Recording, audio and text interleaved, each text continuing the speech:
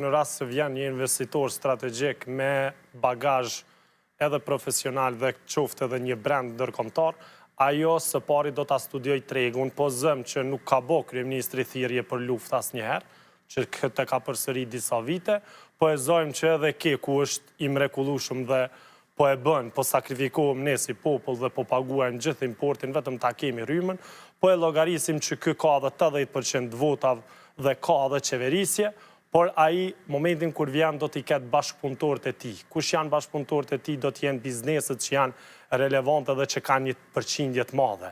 Dhe cilat janë ato bizneset në Kosovë, kuptohet që do të atakohet me kompaninë më serioze në vend, Devoli Corporation. Dhe momentin kur ai e sheh Devolin konkurrencë, atëherë do të afrohet për bashkëpunim, që ta gjejë një treg.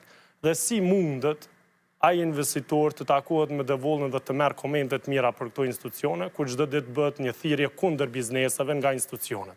Sepse sot institucionet e vendit ta mbyllin një biznes serioz me mbi 50 punëtorë në zën krenari, sepse ka luftu korrupsionin, ka luftu meritokracinë dhe këtu me to nuk vjedhet.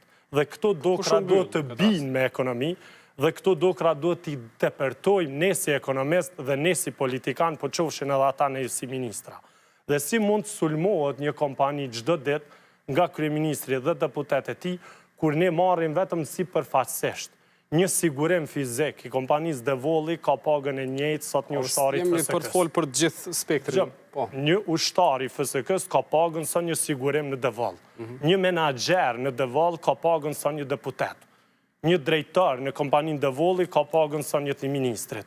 Domethënë, ai vetë me sektorin privat ka arrit që t'i bëj ballë gjitha shpenzimeve tjera dhe ta luftoj një dukuri tillë dhe t'i mirë paguan qytetarët, mirë t'i paguan punëtorët, kurse institucionet e vendit i kemi po me ato paga.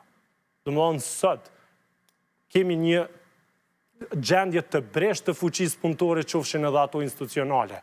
Shikoj ushtarët nuk i kanë marrë as pagesat e shujtjave. Shkojmë te policë, nuk i kanë marrë as shtesat për rrezikshmëri.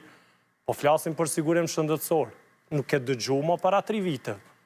Po flasim për gjendjen elementare të dukurive të cilat institucionet i kanë. Mungojnë gjanat elementare. Sot kemi një keq menaxhim institucional.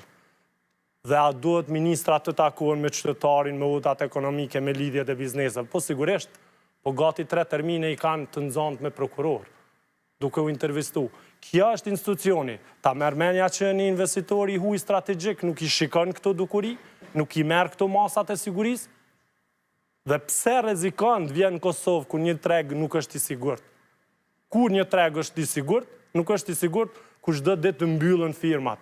Asnjëherë ministri i financave nuk merr guximin me tregu sa biznese raportojnë me zero.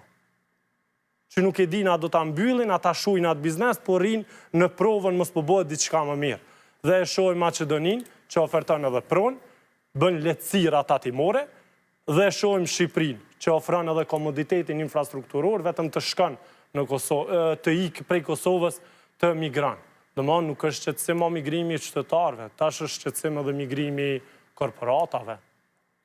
Fatkeqësia e një korporate është lavdat ose meritokraci ose burrëri e një institucioni. Dhe tash po pret që dikush të bashkëpunoj me ne.